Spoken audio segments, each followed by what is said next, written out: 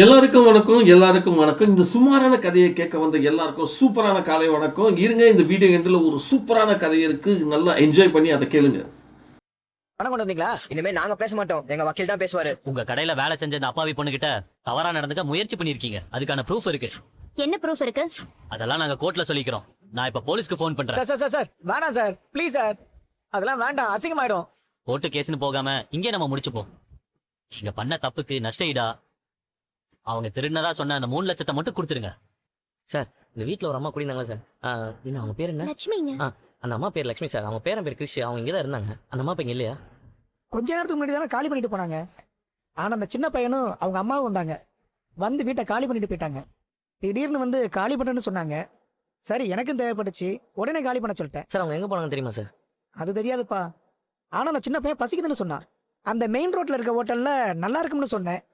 நீங்க எதுக்கு அங்கே போய் பாருங்க. எங்க கிறிஷ் இல்லங்க. சாப்பிட்டு போயிட்டாங்க போலயே.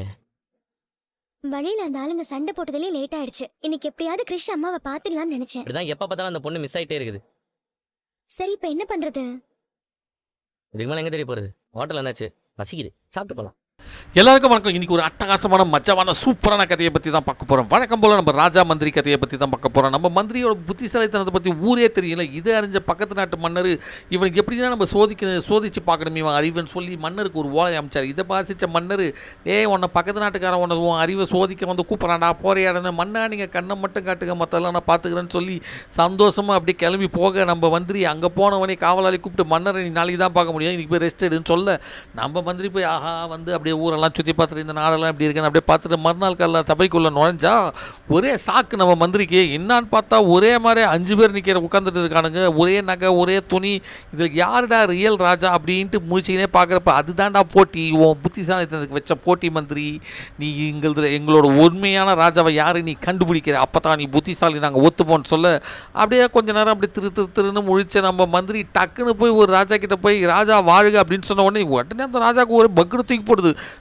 எப்படா நான் தான் உண்மையான ராஜா கண்டுபிடிச்சா அப்படின்னு கேட்க உடனே அது ரொம்ப ஈஸி மண்ணா, மீதி 4 பேரும் உங்களையே நீங்கள் என்னென்ன பண்ணுறீங்க அப்படி திரு மூச்சதானுங்க. அதை கொஞ்ச நேரம் அப்படி நோட்டை டப்புன்னு கண்டுபிடிச்சிட்டேன். எப்படி நம்ம அறிவு, ஆஹா நீ ரொம்ப மஜாவான அறிவாளிடா, நம்ம பக்கத்து நாட்டு ராஜா ரொம்ப கொடுத்து வச்சுவன், நீ ஏன்னா வாங்க உனக்கு நிறைய சம்பளம் கொடுக்குறேன், நீ இங்கே இருந்துறேன்னு சொல்கிறப்ப டே போடா, என் மன்னருக்கு தாண்டா என் விஸ்வாசம் மூச்சு எல்லாம் அப்படின்னு சொல்லி நம்ம மந்திரி சந்தோஷமாக கிளம்பிடுவார்.